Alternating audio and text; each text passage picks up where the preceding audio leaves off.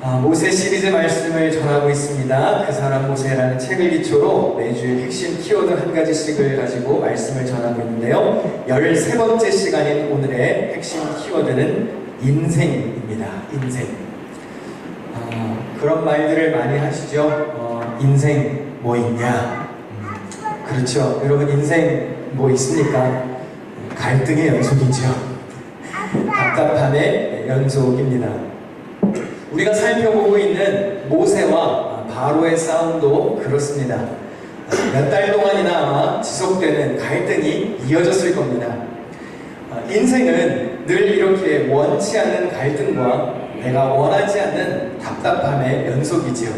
그러나 그런 과정 중에도 하나님의 섭리가 있음을 믿고 하나님의 신실하심을 의지하는 자들에게는 마침내 하나님의 기적과 뜻이 이루어짐을 기억해야 합니다. 바로의 마음이 돌처럼 완악했습니다. 여러 차례 하나님의 심판을 받지요. 결국 노예로 붙들고 있었던 이스라엘 백성들을 바로가 풀어주게 됩니다. 이제 이스라엘 백성들은 이집트를 떠나서 광야를 향해 나아갔습니다. 하지만 해방이 되었다 그래서 고생 끝 행복 시작은 아니었습니다. 약속의 땅으로 가는 길에는 또 다른 고된 시련이 기다리고 있었습니다. 이렇듯 인생은 고난의 연속이고 풀어야 할 숙제들이 계속해서 이어집니다. 이제 이스라엘 백성들에게 주어진 과제가 있었으니 그것은 바로 그들의 정체성을 변화시키는 일입니다. 트랜스포메이션이 필요한 것이죠.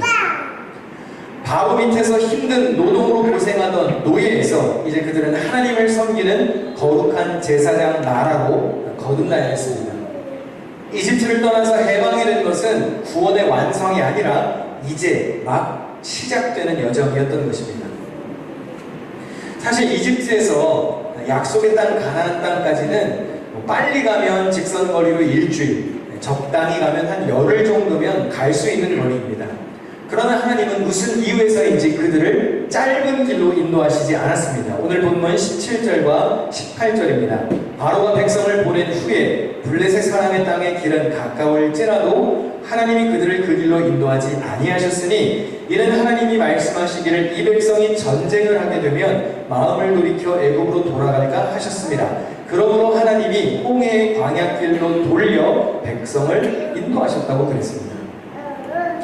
가장 짧은 길이 있었지만 그 지름길에는 블레셋 사람들이 기다리고 있었습니다. 블레셋 사람들은 당시 최첨단 기술이었던 철기 무기를 소유했던 나라였습니다. 최고급 전투 장비를 갖추었던 블레셋과 이제 막 출애굽한 이스라엘의 노예들이 전쟁하면 누가 이기겠습니까? 이스라엘에게 승산이 있었을까요? 하나님은 그들의 연약함을 아시고 싸움으로 인해서 그들의 마음이 돌아설까 염려하여 하나님은 그들을 멀리 돌아가는 길로 인도하셨습니다. 여러분, 우리가 살다 보면 때로 하나님이 우리를 힘들게 돌아가게 하실 때가 있습니다. 근데 우리는 그 길이 우리를 위한 길이라는 것을 알아야 하는데 왜 이렇게 돌리시나 답답할 때가 더 많죠. 우리가 어떻게 하나님의 그 위대하신 섭리를 다 이해할 수 있겠습니까? 멀리 돌아가게 하시면 사실 그게 주님의 뜻임을 받아들이는 것이 가장 속편한데 우리는 답답함이 앞설 때가 많습니다. 또 하나, 하나님이 의도적으로 우회하게 하실 때는 그것이 더 좋은 길이기 때문에 돌리시기도 하지만 아직 우리가 준비가 되지 않았기 때문에 그렇게 멀리 돌아가게 하시기도 합니다. 약속의 땅에서 누리게 된 이스라엘 백성들의 은혜가 컸습니다. 더 큰 책임감이 필요했겠고요. 감당할 만한 능력도 갖추어야 했습니다. 변화와 성숙이 필요했지요. 이것 없이 더 큰 난관에 부딪히면 이들은 다시 예전 노예 시절의 방식으로 되돌아갈 것이 뻔했습니다. 그러니 하나님께서 이스라엘 백성들을 돌아가게 하시는 것은 그들을 괴롭히기 위함이 아니요 하나님의 은혜라는 사실을 기억해야 합니다. 어린 아이가 수영을 할 줄 모릅니다. 물에 뜰 줄도 모릅니다. 그런데 수영장에 무턱대고 아이를 던지는 부모는 없죠. 물에 뜨는 연습을 시키고 발차기를 하게 하고 또 호흡을 연습시킵니다. 마찬가지로 하나님이 이스라엘이 약속의 땅에 들어갈 훈련 과정에 돌입하신 것입니다. 충분히 이스라엘도 광야의 훈련소를 거쳐야지만 약속의 땅에 입성할 수 있었던 것이죠. 물론 열흘이면 갈 수 있는 일을 하나님이 40년씩이나 돌아가게 하셨으니 그건 아마 이들도 예상치 못한 난관이었을 겁니다. 이렇게 오래 걸릴 줄은 몰랐겠죠. 그 사이에 어떻게 됐습니까? 한 세대가 걸러졌습니다. 이스라엘을 인도했던 지도자 모세마저도 약속의 땅을 눈앞에 두고 죽어야 했습니다. 하지만 우리가 꼭 알아야 할 것이 있는데 여호수아와 갈렙을 제외한 출애굽 1세대 모두가 다 가나안 땅에 못 들어갔다고 해도 그것이 하나님께서 하신 실패는 아니라는 것입니다. 사실 하나님은 이스라엘 백성들이 광야의 길을 걷는 동안 그들 내내 한 번도 그들을 떠나신 적이 없었습니다. 광야로 들어갔을 때 나타났던 신기한 기적이 하나가 있었죠. 출애굽기 13장 21절과 22절 다 같이 한번 읽어보실까요? 시작! 여호와께서 그들 앞에서 가시며 낮에는 푸른 기둥으로 그들의 길을 인도하시고 밤에는 푸른 기둥을 그들에게 비추사 낮이나 밤이나 지나가게 하시니 낮에는 푸른 기둥 밤에는 푸른 기둥이 백성 앞에서 떠나지 아니하니라. 할렐루야. 오늘 이 말씀이 여러분에게 주시는 하나님의 위로의 말씀이 되시기를 축복합니다. 광야 교회 시절을 보내고 있는 우리, 또 광야와 같은 인생을 걸어가고 있는 여러분에게 하나님은 지금도 낮이나 밤이나 여러분을 지키시고 인도하신다는 사실을 기억해야 합니다. 한 번도 떠난 적이 없으셨고 지금도 함께 하시고 앞으로도 여러분과 함께 하실 것입니다. 여러분 이 사실을 믿으시나요? 하나님이 함께 하시는데 실패가 있겠습니까? 우리 교회가 지금 이렇게 임시로 모이고 있습니다. 불편한 것들이 있지요. 모든 것이 완전치 않습니다. 그러나 이 가운데에서도 하나님은 낮이나 밤이나 우리가 모이지 못하는 시간에도 주님은 우리와 동행하고 계신다는 사실을 기억해야 합니다. 성경이 말하는 이 구름 기둥은요, 이스라엘의 진 위에 덮였던 구름을 의미합니다. 그 구름은 그 진영의 중심에 있었던 성막을 중심으로 이동했습니다. 출애굽기의 마지막은 이렇게 기록되어 있습니다. 구름이 성막 위에서 떠오를 때에는 이스라엘 자손이 그 모든 행진하는 길에 앞으로 나아갔고 구름이 떠오르지 않을 때에는 떠오르는 날까지 나아가지 아니하였으며 낮에는 여호와의 구름이 성막 위에 있고 밤에는 불이 그 구름 가운데 있음을 이스라엘의 온 족속이 그 모든 행진하는 길에서 그들의 눈으로 보았다고 했습니다.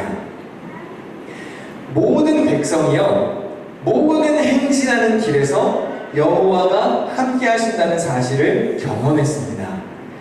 여러분 이거면 되는 건 아니겠습니까? 하나님이 함께 하신다는 것. 출애굽 이후의 여행은 출애굽기가 끝날 때까지 오늘 설교의 제목처럼 구름 따라 사는 인생이었던 것이죠. 그만큼 하나님은 철저한 인도하심 속에 살았다는 의미도 됩니다. 민수기에도 구름에 대한 설명이 이렇게 나오는데요. 성막을 세운 날에 구름이 성막, 곧 증거의 성막을 덮었고 저녁이 되면 성막 위에 불 모양 같은 것이 나타나서 아침까지 이르렀으되 항상 그러하여 낮에는 구름이 그것을 덮었고 밤이면 불 모양이 있었다고 했습니다. 구름의 도움으로 이스라엘 백성들이 낮에는 뜨거운 광야의 태양으로부터 보호를 받습니다. 그리고 밤에는 차가운 광야의 냉기로부터 안전할 수 있었습니다. 그렇게 이 구름은 이스라엘 백성들의 광야길을 인도하는 길잡이 역할을 하지요. 구름이 성막 위에 내려와서 머물면 멈추어서 진을 쳤습니다. 구름이 성막 위로 떠 올라가면 진영을 거둬서 행진을 시작했습니다. 여러분, 말이 구름 따라 멋스럽지 광야에서 이렇게 구름 따라 이동하는 삶이 쉬웠겠습니까? 그냥 시키는 대로 하면 되니까 단순하고 편했을까요? 절대로 그렇지 않았을 겁니다. 민수기 33장에 보면 이스라엘 백성들이 40년 동안 진을 쳤던 지역의 이름들이 나옵니다. 대략 한 40번 정도 진을 친 것으로 보이는데 평균 1년에 한 번 정도는 이동을 했다는 뜻입니다.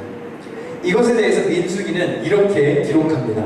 구름이 성막 위에 며칠만 머무를 때도 있었다. 구름이 저녁부터 아침까지만 머물러 있을 때도 있었다. 때로는 이틀이나 한 달이나 또는 몇 달씩 계속하여 구름이 성막 위에 머물러 있으면 이스라엘 자손은 그곳에 진을 친 채 길을 떠나지 않았다. 그들은 구름이 거쳐 올라가야만 길을 떠났다. 이렇게 그들은 주님의 지시에 따라 진을 쳤고 주님의 지시에 따라 길을 떠났다고 했습니다. 40년 동안 40번 정도 진을 쳤는데 어떤 때는 하루도 안 머물렀고요. 어떨 때는 하루 만에 이동했고 어떨 때는 며칠 만에 혹은 몇 주 만에 이동하기도 했습니다. 이 이동하는 이스라엘 백성들이요, 지금 우리 교회처럼 뭐 한 150여 명 정도가 왔다 갔다 하는 정도의 그런 행군이 아닙니다. 장정만 60만이라고 했습니다. 그럼 모든 가족들을 다 합치면 200만 명은 좋게 넘었을 겁니다. 거기다 사람만 있었나요? 가축까지 있었습니다. 엄청난 민족의 대이동이었겠지요. 얼마나 번거롭고 불편하고 수고스러웠겠습니까? 힘들게 진을 쳤는데 하루 만에 다시 구름이 떠오릅니다. 그러면 그 구름이 야속하지 않았을까요? 하나님, 이제 막 짐을 다 풀었는데 조금 더 머무르면 안 될까요? 반대로 하나님이 인도하시는 대로 진을 쳤는데 그곳이 불편한 땅입니다. 그럼 그럴 때는 어떤 마음이 들었을까요? 하나님, 여기는 좀 빨리 뜨시죠. 여긴 도저히 못 살겠습니다. 환경이 나쁘니 오래 있고 싶지 않았을 겁니다. 우리 교회가 2009년부터 사용했던 건물을 팔고 이제 건물을 나온 지 11주가 되었습니다. 여러분들이 15년 정도 머물렀던 곳이니 거기에 정든 마음과 값진 추억이 있는 성도들도 아마 많이 계실 겁니다.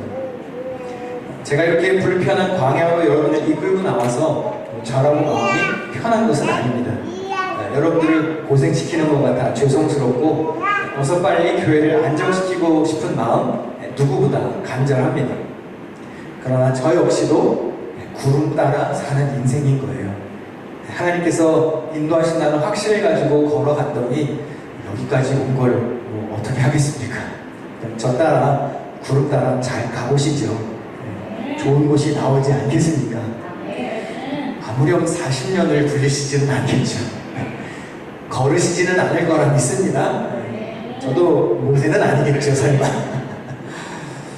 아무렴 하나님이 우리에게 가장 필요한 것, 우리에게 가장 좋은 것, 하나님이 가장 잘 아실 겁니다. 그러니 하나님이 준비하고 계실 거라 믿습니다. 제가 우리가 지금 모이고 있는 이 시절을 광야교회라는 별칭을 사용하고 있는데 이유가 있습니다. 단순히 뭐가 불편해서 광야라고 부르는 게 아니에요. 뭐가 부족하기 때문에 광야라고 하는 게 아닙니다. 여러분 주위를 둘러보십시오. 솔직히 부족하지 않습니다. 우리 잠깐일지는 모르겠지만 지금 우리 교회는 은행에 빚도 없어요. 그리고 주변에 우리가 가지고 있는 광야교회 시절의 장비들을 보십시오. 이동하는 게 좀 불편해서 그렇지 이거 웬만한 중형교회 시스템보다 낫습니다. 이 정도의 시스템도 없어서 아쉬워하는 교회들이 얼마나 많겠습니까? 비교해서 안 됐지만 모잠비크에 있는 성도들이 와서 우리 교회에서 지금 예배를 드린다면 여기를 광야라고 생각할까요? 럭셔리해도 이보다 더 럭셔리할 수 없을 거예요. 광야에서 프로젝터 쏘는 교회가 어디 있어요? 그렇죠? 제가 광야교회라고 별칭을 사용하는 이유가 있습니다. 하나님이 이스라엘 백성들을 광야에서 인도하셨을 때 구름 기둥과 불 기둥으로 인도하신 걸 생각하자는 겁니다. 광야가 어떤 곳입니까? 철저하게 하나님만 의지해야 하는 곳입니다. 하나님이 가라고 하면 가야 되고 멈추라 하시면 멈춰야 되는 곳이 광야입니다. 은혜의 저 구름 건너편에 떠오르면 가는 거예요. 물론 매번 이동하는 게 번거롭겠죠. 우리도 아르메니안 회관을 거쳐서 지금 이렇게 두 번째 임시 처소를 잡았습니다. 새로운 장소에 올 때마다 좋기는 한데 그만큼 또 번거롭기도 합니다. 예배를 잘 드리기 위해서 여기는 또 어떻게 셋업을 해야 되나, 여기 공간은 또 어떻게 나눠야 되나, 시간은 어떻게 배열을 해야 되나, 어떻게 하면 그래도 주어진 환경 속에서 최적화된 예배를 드릴 수 있을까, 다양한 시도를 해야 하는 것이죠. 광야는 이동하면 이동해서 불편하고 머물면 머물러서 불편합니다. 하나님이 구름을 통해서 인도하신 이스라엘 백성들의 길이 가장 편안한 길도 아니었고 가장 짧은 지름길도 아니었습니다.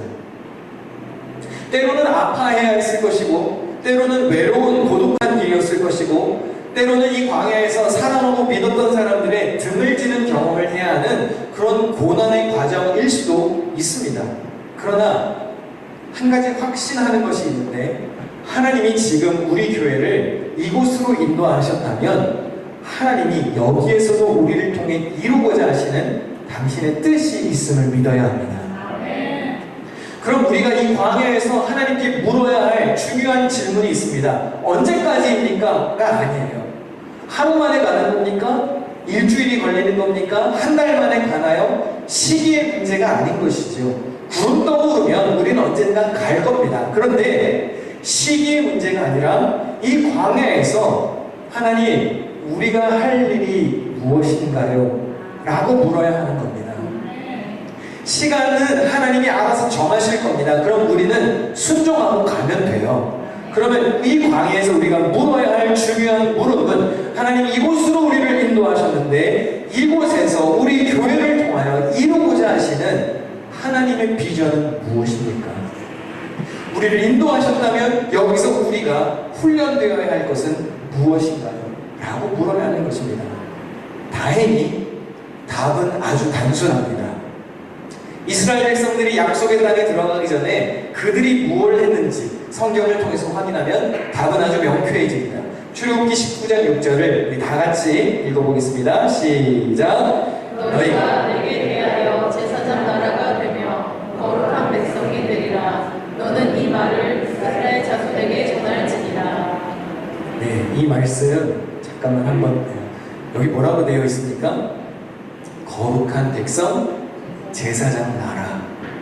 이 당시 이스라엘 백성들은요, 선택된 레위지파의 몇몇 사람들만 제사장 역할을 하는 거예요. 그런데 하나님이 새로운 사명을 주십니다. 이제는 너희 민족 전체가 제사장 나라, 민족 전체가 다 거룩한 백성이 되어야 한다는 새로운 과제를 주신 것이죠. 그리고 그렇게 제사장 나라가 되기 위해 주신 것이 있습니다. 너희들이 다 거룩해지려면 이걸 지켜야 해 라고 해서 주신 것이 율법입니다. 하나님의 가르침입니다. 거룩해져야 해. 근데 거룩해지는 방법은 그냥 아무렇게나 있는 것이 아니라 하나님이 주신 말씀을 지키는 것. 파라오 밑에서 노동으로 고생하던 노예들이 하나님을 섬기는 예배 공동체로 업그레이드가 돼야 되는데, 제사장 나라가 되어야 하는데, 그러기 위해서는 지킬 것들이 있다는 거예요. 그냥은 못 간다는 겁니다. 그걸 광야에서 해결하려고 하시는 거예요. 그것이 하나님의 말씀, 곧 율법인 것입니다. 물론 우리들은 노예로 고생하는 노예들이 아닙니다. 고된 노동을 하는 사람들이 아니죠. 우리는 이미 교회로 모여있고 거듭나는 하나님의 자녀들이 모인 공동체입니다. 그러나 우리가 이 광야 교회에서 이루어야 할 업데이트 과정이 있는 거예요. 1.0 버전에서 2.0으로 이제 업그레이드를 해야 되는데, 이스라엘 백성들이 광야에서 했던 것을 우리도 하면 된다는 거예요. 거룩한 예배 공동체로 뭉치는 것, 하나님의 거룩한 말씀으로 우리가 무장되는 것, 주님의 거룩한 군사가 되는 것이 이 광야 교회 시절에 우리가 이루어야 할 과제라는 겁니다. 오늘날 우리 인생에 과거 이스라엘 백성들처럼 구름 기둥과 불 기둥이 밤낮으로 실제 우리 앞에, 눈앞에 왔다 갔다 하지는 않을 겁니다. 그래서 어떤 사람들은 이렇게 말할 수 있어요. 뭐 구름 기둥, 불 기둥, 옛날에 그런 게 있었지. 근데 오늘 우리가 읽는 것은 너무 뜬구름 잡는 이야기 아닌가? 과거 이스라엘 백성들에게 율법을 주셨죠. 믿음의 길을 걷게 하셨습니다. 그런데 우리에게는 오늘날 모두에게 다 있는 것이 있습니다. 기록된 하나님의 말씀이 있어요. 옛날에는 하나님 모세를 통해서 돌판에 새겨주신 율법을 주셨지만 지금 우리에게는 이게 있다고요. 모세 없이도 광야에서 구름으로 말씀 듣지 않아도 기록된 하나님의 말씀을 통해 하나님의 뜻을 발견하고 가까이 나아갈 수가 있습니다.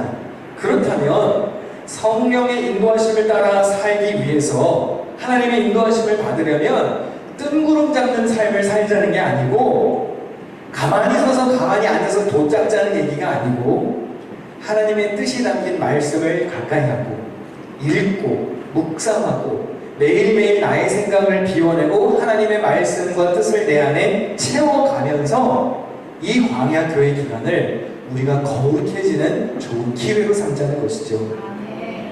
모세가 광야에서 살았던 세월이 짧지 않습니다. 광야에 대해서 잘 알았을 겁니다. 길도 알았을 테고요. 광야에서 생존하는 방식도 잘 알았을 겁니다. 그런데 모세가 이스라엘 백성들을 인도하는 내내 성경은 단 한 번도 모세가 모세의 생각으로 백성들을 이끌지 않았어요. 구름 떠오르면 갔어요. 멈추면 멈췄어요. 모세의 생각을 늘어놓지 않았어요. 하나님, 여기는 진치기가 너무 불편한 장소예요. 하나님, 여긴 아니지요. 라고 말하지 않았어요. 가려면 가고 멈추라면 멈췄습니다. 광야에서 하나님의 인도함을 받기 위해서 우리가 해야 할 것 중에 하나는 나를 내려놓는 겁니다. 잠언 16장 9절 말씀 너무 잘 아시죠? 같이 읽겠습니다. 시작. 사람이 마음으로 자기의 길을 계획할지라도 그의 걸음을 인도하시는 이는 여호와시니라. 우리가 아무리 계획한들 인도하시는 분은 하나님이십니다. 그러면 내가 원하는 방향이 아닐 수 있어요. 내가 생각한 속도가 아닐 수 있습니다. 나에게 익숙했던 방식이 아닐 수 있어요. 그럼 하나님이 운행하실 때 하나님의 방식대로 순종하는 것이 우리가 할 일이죠. 아주 뭔가 더 확실했으면 좋겠는데 생각하시는 분도 있을 겁니다. 하나님이 이스라엘 백성들에게 여기 40년 걸려 정확하게 알려주셨다면 이스라엘 백성들이 더 수월하게 가지 않았을까? 더 확실한 지시를 있었다면 더 좋지 않았을까? 글쎄요, 과연 그런가요? 요나라는 선지자 아시죠? 하나님이 요나에게 콕 집어서 어디로 가라고 그랬습니까? 니느웨로 가라고 그랬습니다. 이보다 더 정확한 지표가 있나요? 내비게이션에 목적지를 찍어주셨다고요, 하나님이. 니느웨로 가. 근데 거길 가는 것도 실패하는 게 인간입니다. 확실한 지표를 주셔도 엉뚱한 짓 하는 게 우리라는 얘기예요. 얼마나 더 확실한 목적지이냐가 중요한 게 아닙니다. 얼마나 우리가 하나님 앞에 순종할 믿음이 있느냐가 중요합니다. 여러분, 막막함 속에서 순종할 수 있어야 뚜렷함 속에서도 순종할 수 있습니다. 오늘 말씀의 키워드가 인생이라고 했습니다. 우리의 인생 아무렇게나 막 살라고 하나님이 주신 삶이 아닙니다. 우리는 하나님을 찬양하기 위해 태어난 사람들이죠. 이사야 43장 21절 함께 읽습니다. 시작. 이 백성은 내가 나를 위하여 지었다니 나를 찬송하게 하려 함이니라. 우리가 하나님께 지음받은 목적, 하나님을 찬송하기 위함입니다. 하나님을 찬양하는 백성들은 아무나 하나님을 찬양하지 않죠. 거룩한 하나님의 백성들이 하나님을 찬양하는 겁니다. 오늘 찬양대가 귀한 찬양을 했습니다. 거룩한 예복을 입고 찬양했죠. 마찬가지입니다. 우리가 찬양하는 삶을 살도록 부름받았습니다. 그럼 우리는 이런 사람들입니다. 베드로전서 2장 9절 함께 읽을까요? 시작. 그러나 너희는 택하신 족속이요 왕같은 제사장들이요 거룩한 나라요 그의 소유가 된 백성이니. 아멘이십니까? 여러분, 택하신 족속 왕같은 제사장들입니다. 과거에는 레위 지파의 특수한 사람들만 제사장이 되었지만 이제 우리가 다 하나님의 거룩한 왕같은 제사장이라는 겁니다. 우리가 하나님 앞에 할 일이 있는 거예요. 무엇이지요? 거룩을 이루는 것입니다. 우리는 예수 그리스도의 은혜로 구원을 받았습니다. 여러분 이 사실을 믿으십니까? 우리의 죄는 주홍같이 붉을지라도 십자가에서 우리의 죄를 대속하신 예수 그리스도의 희생과 그분의 죄사함으로 인하여서 우리는 죄에서 자유를 누리게 되었습니다. 할렐루야. 그런데 해방된 곳에서 그치면 안 됩니다. 이스라엘 백성들이 출애굽 이후에 광야에서 제사장 나라로 훈련된 것처럼 우리도 하나님의 거룩한 자녀로 구원받은 하나님의 백성답게 달라져야 합니다. 이 광야교회 시절에 우리가 달라지지 않으면 새 땅에 들어가도 아무 소용이 없는 거예요. 사도 바울도 이런 말을 했습니다. 로마서 6장 22절 함께 읽는 동안 우리 찬양 준비해 주시면 좋겠는데요. 로마서 6장 22절 같이 읽습니다. 시작. 이제는 너희가 죄로부터 해방되고 하나님께 종이 되어 거룩함에 이르는 열매를 맺었으니 그 마지막은 영생이라. 아멘. 죄로부터 해방이 되었습니다. 거기서 끝? 아니요. 거룩함에 이르는 열매를 맺어야 합니다. 사랑하는 성도 여러분, 거룩함에 이르는 광야교회의 시절을 보냅시다. 어떻게 하면 구름 따라 사는 인생이 될 수 있을까요? 하나님이 우리에게 주신 지침, 이 말씀, 성경을 펴서 읽고 쓰고 묵상하고 하나님이 말씀을 통해서 만나주시는 경험을 해야 합니다. 말씀의 사람이 된 사람들은요, 나의 시선이 아닌 하나님이 바라보시는 시선에 관심이 있습니다. 나는 여기로 가고 싶어요. 나의 속도는 이만큼입니다. 그런데 구름은 저쪽으로 가는 거예요. 그러면 말씀의 사람은 나의 시선을 돌려서 하나님이 바라보시는 곳을 봐야 돼요. 그게 비전입니다. 하나님이 바라보시는 곳에 내 시선을 정렬시키는 것, 그게 비전이에요. 비전은 나의 욕망을 채우는 게 아닙니다. 하나님이 바라보시는 곳에 관심을 갖는 게 비전이에요. 결국 예수님을 믿고 제자의 삶을 산다는 것은요, 내 인생의 주도권을 하나님께 내어드린다는 것입니다. 마태복음 16장 24절 같이 읽습니다. 시작. 예수께서 제자들에게 이르시되 누구든지 나를 따라오려거든 자기를 부인하고 자기 십자가를 지고 나를 따를 것입니다. 아멘. 예수님의 제자가 되기 위해서는 1번 나를 부인하고 주님이 주신 십자가, 그곳이 구름이 떠오르서 가는 길이라면 거기로 가야 된다는 거예요. 이스라엘 백성들이 출애굽 이후에 이렇게 구름 따라 광야의 길을 잘 통과했듯이 우리 앞에 있는 이 인생의 광야도 여러분들 각자 하나님께서 주신 말씀으로 교훈을 입어 각자의 인생에서 이 광야길을 승리하며 걸어가실 수 있기를 주님의 이름으로 축원합니다.